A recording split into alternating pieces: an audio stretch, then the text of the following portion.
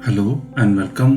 AWS के इस part में हम देखेंगे कि हम S3 बकेट में लाइफ साइकिल रूल कैसे लगाते हैं और क्यों लगाते हैं। क्यों लगाते हैं इसका आंसर ये है कि लेट्स सपोज कि मेरे पास एक बकेट है, उसके अंदर कुछ ऑब्जेक्ट मैंने अपलोड किए हैं जो मैं फ्रिक्वेंटली एक्सेस करता हूँ अपने एप्लीकेशन में, और मुझे ये पता चलता है कि वो डेटा 30 डेज के बाद मुझे फ्रीक्वेंट एक्सेस की ज़रूरत नहीं है। तो आप इस पे दो ऑप्शन है, या तो मैनुअली लॉगिन करके उस ऑब्जेक्ट की क्लास चेंज कर दो। सेकेंड कि आप लाइफ साइकिल रूल लगा दो कि 30 डेज के बाद या 60 डेज के बाद जिस डेट के बाद आप चाहते हो कि वो स्टोरेज क्लास ट्रांजिशन कर जाए दूसरी क्लास में, और साथ ही साथ उसको आप मल्टीपल ये रूल लगा सकते हो कि बाद में कुछ लाइक 180 डेज के बाद वो डीप ग्लेशियर में चला जाए, या फिर इसमें और भी कुछ ऐसे रूल्स हैं कि जो इनकम्प्लीट मल्टी पार्ट डेटा है वो डिलीट हो जाए। ऐसी सारी चीज़ें हम इस पे लगाते हैं। तो जैसे कि हम लिनक्स मशीन में ये करते हैं ना कि मान लीजिए कोई आपके पास एप्लीकेशन है, रन कर रहा है, उसके लॉग जनरेट हो रहे हैं किसी फोल्डर में। आप चाहते हो कि 30 डेज के बाद जो ओल्डर डेटा है, 30 डेज से ओल्डर डेटा है, वो ऑटोमेटिक डिलीट हो जाए।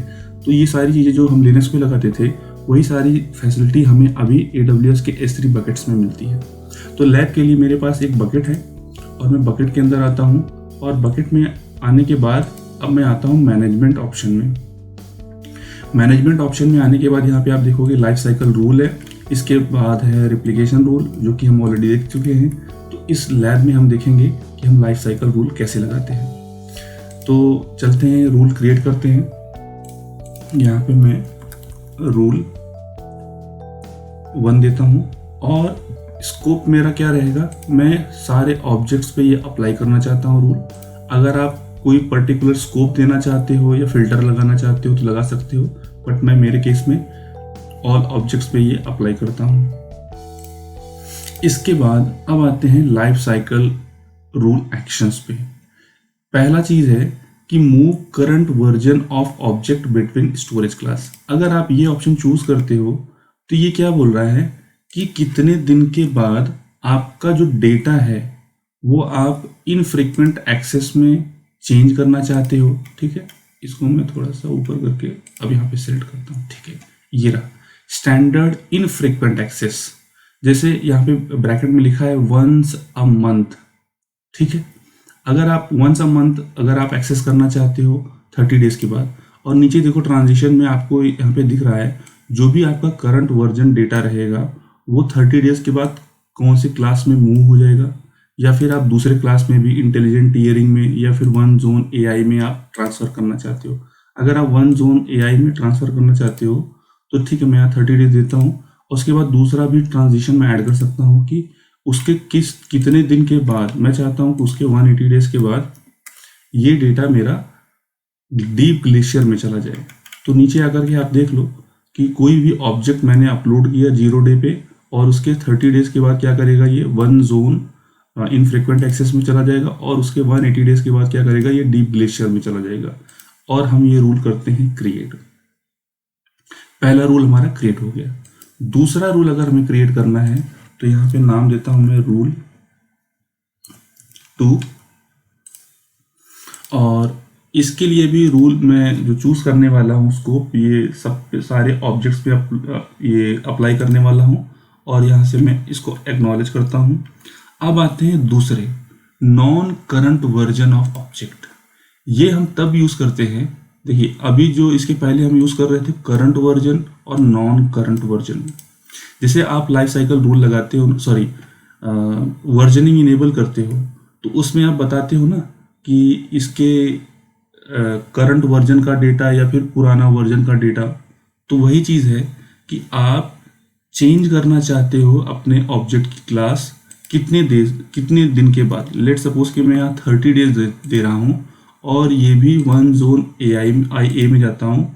और इसके बाद यहाँ थर्ड ऑप्शन जो यहाँ पे दिख रहा है आपको, ये ऑप्शनल है, number of newer version to retain. कितने, लेट सपोज कि जो वर्जनिंग आपने इनेबल की है, मान लो कि 5 बार आपने सेम फाइल अपलोड की, 5 वर्जन बने, बट आप चाहते हो कि लास्ट जो हमारे रिसेंट 3 वर्जन्स हैं उसको मैं रखना चाहता हूँ, रिटेन करना चाहता हूँ। तो यहाँ से आप इसको सेलेक्ट कर लो और इसके बाद फिर से आप ट्रांजिशन लगा दो कि इसके बाद अगर आपको डीप ग्लेशियर में जाना है तो यहाँ से आप फिर से मेंशन कर दो और फिर वही सेम मैं 3 वर्जन्स को रखना चाहता हूँ लास्ट के, और इसके बाद एक्नॉलेज करके आप यहाँ पे देख लो, ठीक है। और इसके बाद आप रूल कर लो क्रिएट। ये हो गया सेकंड रूल। थर्ड रूल क्या कहता है, चलिए थर्ड रूल क्रिएट कर लेते हैं। रूल 3 ऑल ऑब्जेक्ट्स पे अप्लाई करूंगा, मैंने एक्नॉलेज कर लिया इसको, और इसके बाद नीचे आता हूँ। ये बता रहा है expire current version of object, ठीक है। तो यहाँ पे ये आएगा। तो मैं चाहता हूँ कि इसको मैं कितने दिन के बाद ये एक्सपायर हो, 30 डेज के बाद, ठीक है। अगर आप चाहते हो कि परमानेंट डिलीट करना है non current version of object को और डिलीट करना चाहते, पहले तो ये हम करंट वर्जन को एक्सपायर वाला सेट कर लेते हैं, उसके बाद नॉन करंट वर्जन के लिए जाएंगे। फिर रूल में क्रिएट करता हूँ, रूल 4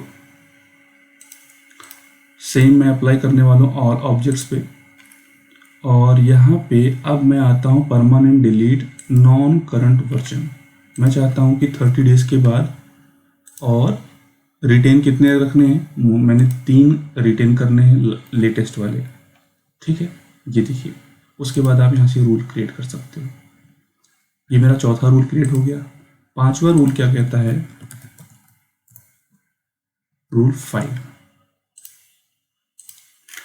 अगर आप परमानेंट डिलीट करना चाहते हो, हाँ परमानेंट हमने ये नॉन करंट वर्जन को डिलीट कर दिया। इसके बाद आता है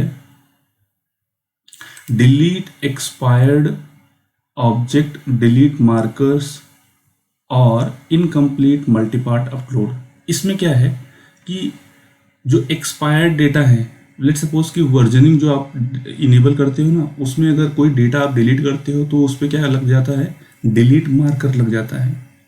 और इनकम्प्लीट मल्टीपार्ट अपलोड्स, इसका क्या मतलब है कि मान लीजिए कोई ऑब्जेक्ट आप अपलोड कर रहे हो, लेट सपोज कि वो 1 GB का है, 500 MB जाने के बाद आपका नेटवर्क डिस्कनेक्ट हो जाता है या फेल हो जाता है, तो कुछ ना कुछ डेटा आपका अपलोड हुआ है, तो वो क्या होता है, वो इनकम्प्लीट डेटा होता है। और जब भी डेटा अपलोड होता है तो मल्टी पार्ट में अपलोड होता है।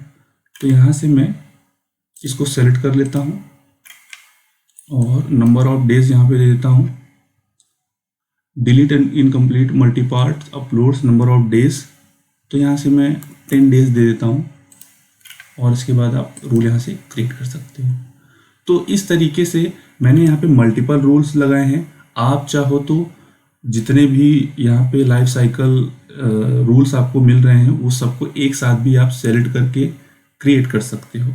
तो ये था हमारा आज का लैब, जो कि था लाइफ साइकिल रूल के ऊपर। तो इस वीडियो में फ़िलहाल इतना ही। Thanks for watching.